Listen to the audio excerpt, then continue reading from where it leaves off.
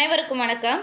7ஆம் வகுப்பு முதல் பருவம் இயல் 2. இன்னைக்கு என்ன படிக்க போறோம் அப்படின்னா, காடு எழுதிய சுரதா, அப்படியே நிற்கட்டும் அந்த மரம் ராஜமார்த்தாண்டன். இந்த 2 செய்யுளை பற்றி படித்தோம்.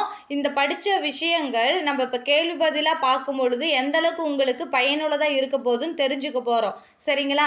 ஒருவேளை நான் கேள்வி படிக்கும் பொழுது உங்களுக்கு பதில் ஞாபகம் வருதான்னு பாருங்கள். ஒருவேளை உங்களுக்கு ஞாபகம் வரலன்னா நான் பதில் சொல்லும்போது அதை கவனிச்சுக்கோங்க.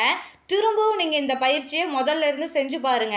அப்படி நீங்கள் திரும்ப திரும்ப பயிற்சிகள் செஞ்சீங்கன்னா தான் உங்களுடைய முயற்சி திருவினை ஆக்கும். கண்டிப்பாக நீங்கள் பயிற்சி செய்கிற பயிற்சிகள், நீங்கள் ஒதுக்குற இந்த நேரங்கள் உங்களை வெற்றியை நோக்கி தான் கொண்டு செல்லும். சரிங்களா? இப்போ பாருங்க, முதல் கேள்வி, சுரதாவின் இயற்பெயர் என்ன?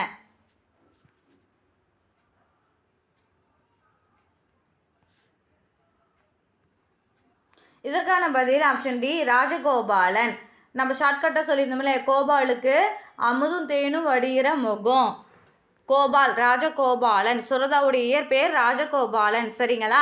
சுப்புரத்தினதாசன்கிறது என்னன்னா, சுரதா பாரதிதாசன் மீது பற்று கொண்டதுனால தன்னுடைய பெயரை மாற்றிக்கிட்டாரு. அது அவரே மாற்றிக்கிட்டாரு. அதனால் அது இயற்பெயராக வராது. இயற்பெயராக என்னதான் வரும்னா ராஜகோபாலன் தான் வரும். சரிங்களா? 2வது கேள்வி பாருங்க, சுரதா யார் மீது பற்று கொண்டு இருந்தார்?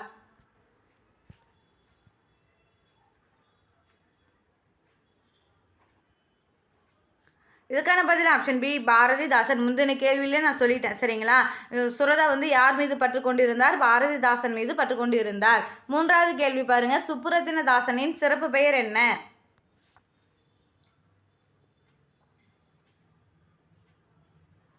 இதற்கான பதில் ஆப்ஷன் ஏ, ஊமை கவிஞர். இவர் எல்லாமே ஊமையாக தான் சொல்லுவார். 2 பொருட்களை ஒப்புமைப்படுத்தி அதை சிறப்பாக சொல்லியிருப்பார் சுப்புரத்தினதாசன். சரிங்களா? இதில் இந்த பாடல் காடுங்கிற சுரதா எழுதிய அந்த செய்யுளில் அவர் என்ன ஊமை சொல்லியிருப்பாருன்னா, கார்த்திகை விளக்குகள் போல மலர்கள் ஆங்காங்கே பூத்து ஒளி வீசி கொண்டிருக்கிறது அப்படின்னு சொல்லி ஊமையாக சொல்லியிருப்பார். சரிங்களா? அதனாலேயே இவரை ஊமை கவிஞர்னு சொல்கிறோம். 4வது கேள்வி பாருங்கள், சுரதாவின் நூல்களில் தவறானது எது?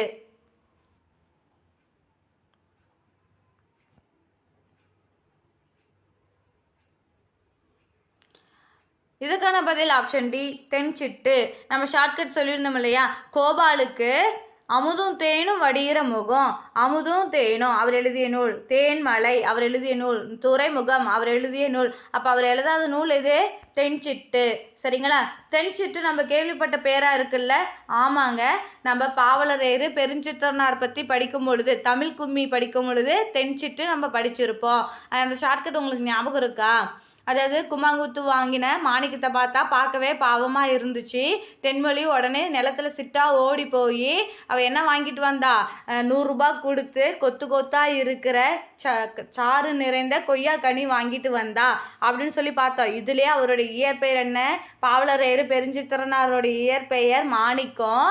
பார்க்கவே பாவமாக இருந்துச்சு. அதான் பாவலரேறு அவருடைய சிறப்பு பெயர். அடுத்தது உடனே ஓடி போய் தேன்மொழி நிலத்தில் சிட்டாக ஓடி போனா தேன்மொழி அப்படிங்கிறது தென்மொழி. அவர் நடத்திய இதழ்கள் தென்மொழி, தமிழ் நிலம், தமிழ் சிட்டு, இது எல்லாமே அவர் நடத்திய இதழ்கள். அவர் எழுதிய நூல்கள் என்னென்ன?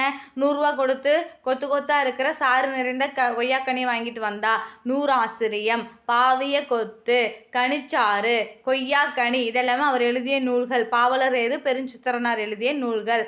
தமிழ் கும்மியில் படித்தோம். சரிங்களா? இப்போ தென்சிட்டு அப்படின்னா யார் நடத்திய இதழ்னா பாவலரேறு பெருஞ்சித்திரனார் நடத்திய இதழ். இங்கே நம்ம கேள்வி என்ன? சுரதாவின் நூல்களில் தவறானது எது? என்னது? தென்சிட்டு தான் தவறானுச்சு. சரிங்களா? 5வது கேள்வி பாருங்க, கழித்திட பொருள் தருக.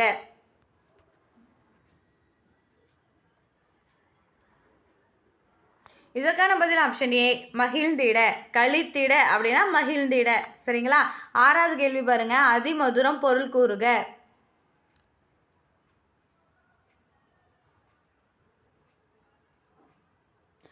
இதற்கான பதில் ஆப்ஷன் பி, மிகுந்த சுவை. அதிமதுரம் மிகுந்த சுவை. 7வது கேள்வி, ஈன்று பொருள் தருக.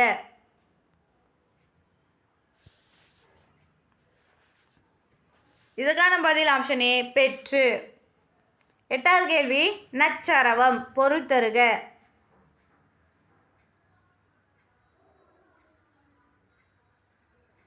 இதற்கான பதில் ஆப்ஷன் சி, விடமுள்ள பாம்பு.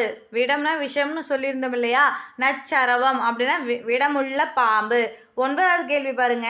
வாய் சொல்லில் வீரரடி என பாடியவர் யார்?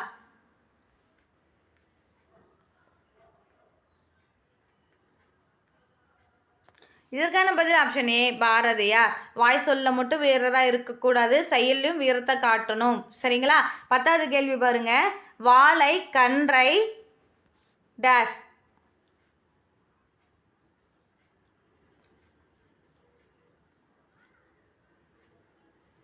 இதற்கான ஆப்ஷன் ஏ ஈன்றது. வாளை கன்றை ஈன்றது. 11வது கேள்வி பாருங்க. காடெல்லாம் பிரித்தெழுதுக.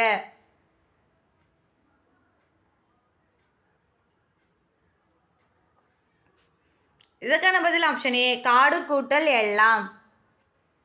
12வது கேள்வி பாருங்க. ராஜமார்த்தாண்டன் நடத்திய இதழ்.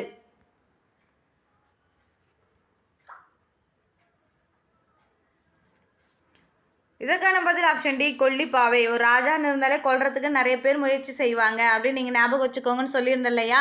ராஜமார்த்தாண்டன், கொல்லிப்பாவை. மீதி இருக்கிற ஆப்ஷன் பாருங்களேன். தென்சிட்டு, தமிழ் நிலம், தமிழ் சிட்டு. இது 3மே நம்ம இப்போ தான் சொன்னோம் இல்லையா? பாவலரேறு பெருஞ்சித்திரனார் நடத்திய இதழ்கள். சரிங்களா? 13வது கேள்வி பாருங்க. பரவசம் பொருள் கூறுக.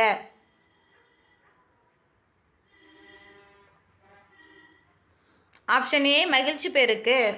14வது கேள்வி. பெயர் அறியா பிரித்தெழுதுக.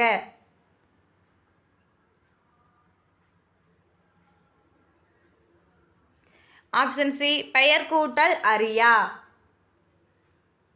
15வது கேள்வி. நேற்று கூட்டல் இரவு சேர்த்தெழுதுக. ஆப்ஷன் பி நேற்று இரவு. அவ்வளோதாங்க, நம்ம படித்து முடிச்சிட்டோம். கண்டிப்பாக உங்களுக்கு பிரயோஜனமாக இருக்கும்னு நான் நினைக்கிறேன்.